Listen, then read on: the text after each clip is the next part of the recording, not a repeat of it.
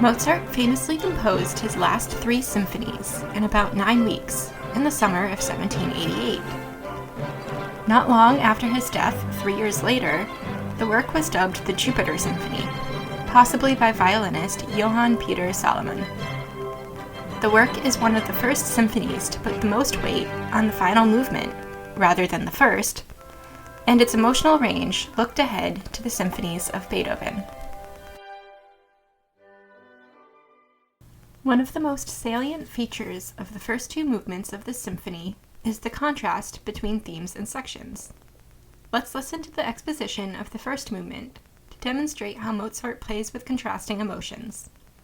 Here is the pompous first theme.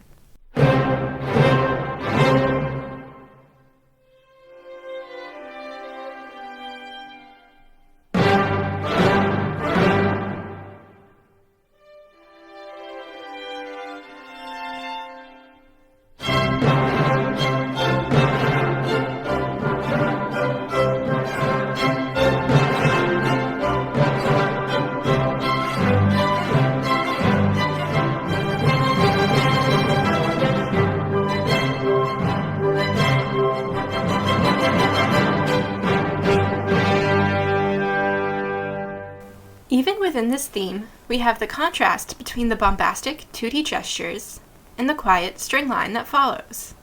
But what comes next contrasts even more. We hear a transitional passage that features that bombastic opening motif, but this time played quietly in the violins. Over that theme, we get a series of scales in the flute and oboe. Not only are the individual instruments playing much quieter, but the size of the orchestra is smaller as well. A return to the full orchestra concludes this transitional passage.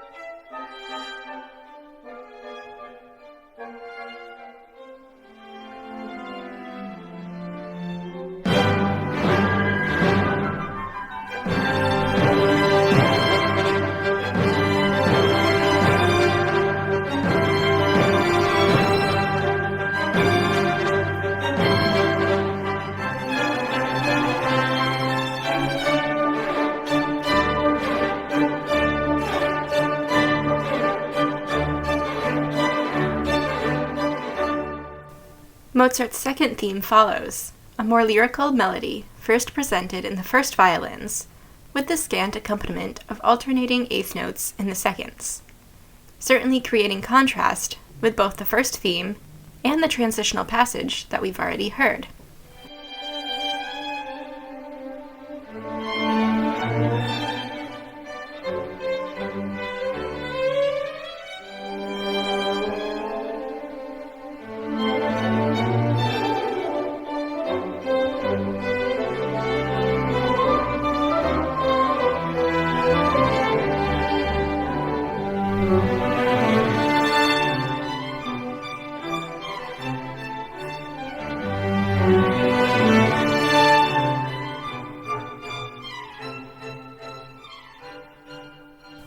What comes next, however, is the biggest contrast so far.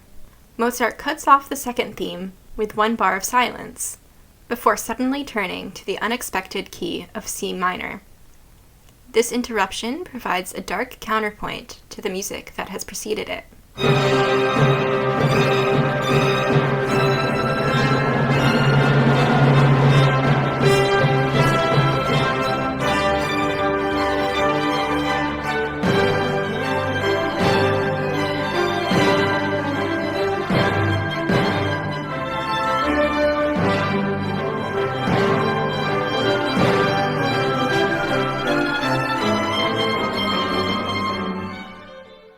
Mozart soon rights the ship and ends the exposition back in G major, as expected.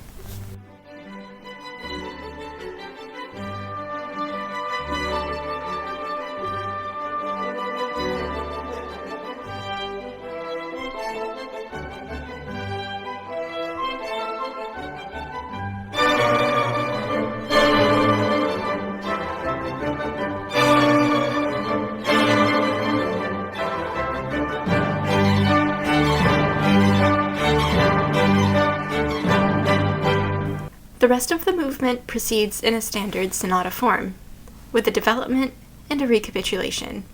Mozart saves one final surprise, however, with a brief turn to the minor in the transition.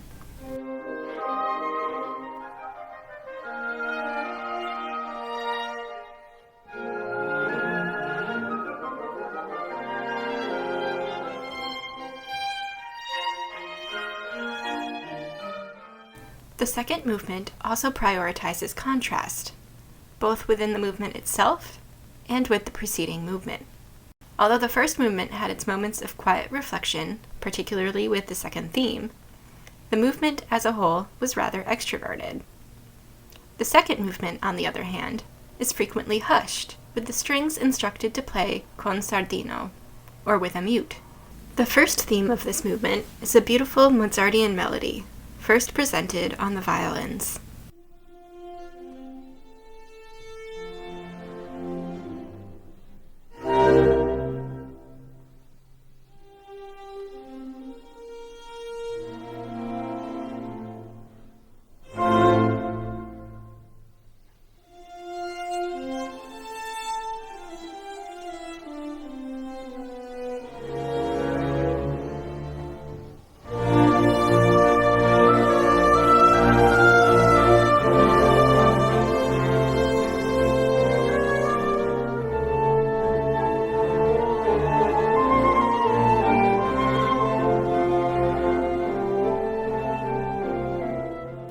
Mozart then turns to the minor mode in his transition, taking the tranquil mood of the first theme and turning it more tumultuous.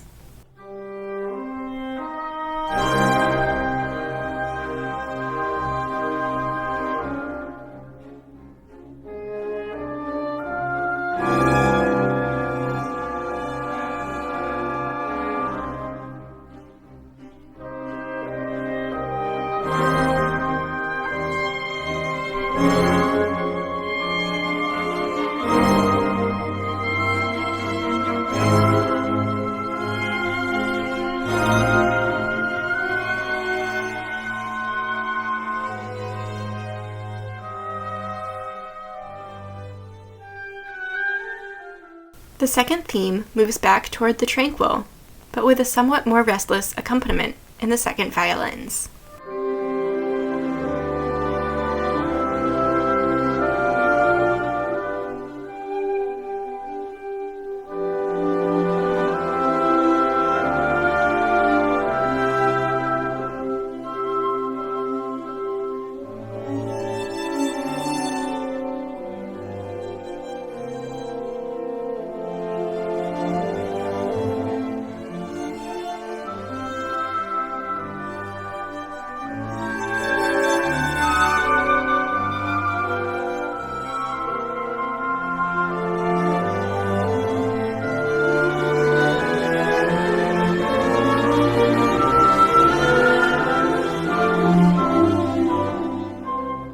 Mozart then writes a closing section that is based on the second theme, before continuing with his development and recapitulation.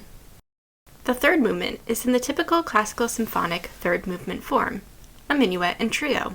A minuet is a dance form developed around the 17th century. Out of this dance came the minuet and trio form, which consists of two sections, the minuet and the trio, each of which is subdivided into two smaller sections. Each of these smaller sections has a repeat. Mozart's minuet features a descending figure, which gets more developed in the second subsection of the minuet.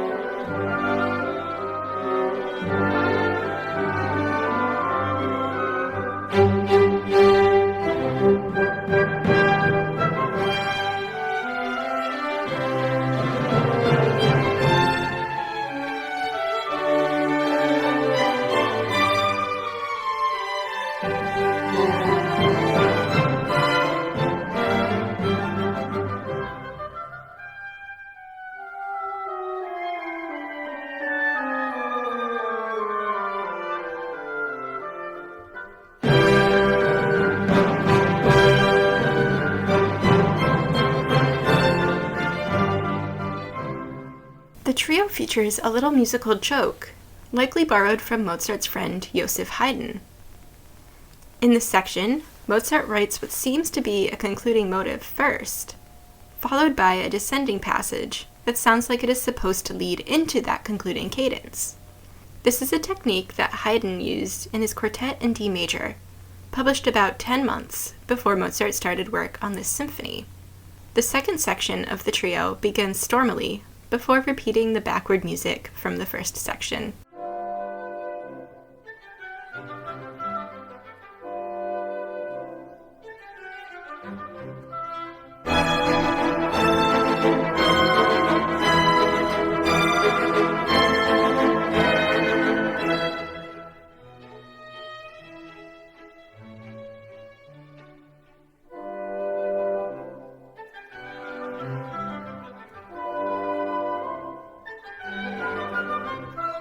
The whole minuet section then repeats verbatim. The final movement of this symphony is one of the most intricate movements in the symphonic repertoire. In it, Mozart takes 5 brief motives and treats them all contrapuntally, using techniques that both look backward to Bach and forward to Beethoven. Let's listen to those 5 motifs. The first, introduced in the first measures of the movement, is a series of 4 notes that Mozart uses in other works, including the minuet of this symphony. This motive is frequently followed by a descending line.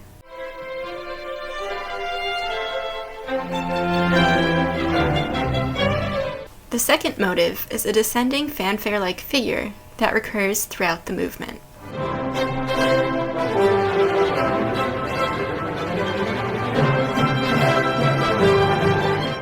The third motive is an ascending transitional passage.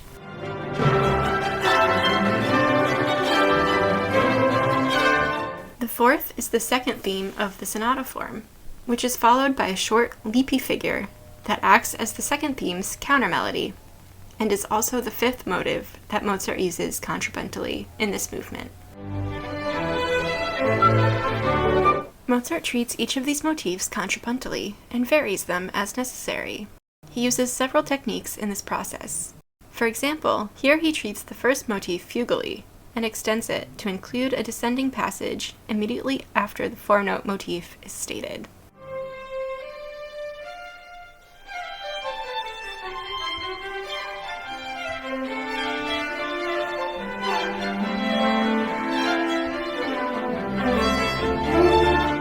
He uses several other techniques that are common in Baroque-style counterpoint, including fragmentation,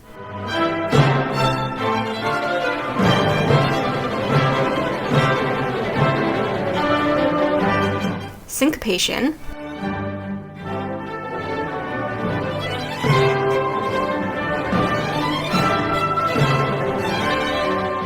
and inversion.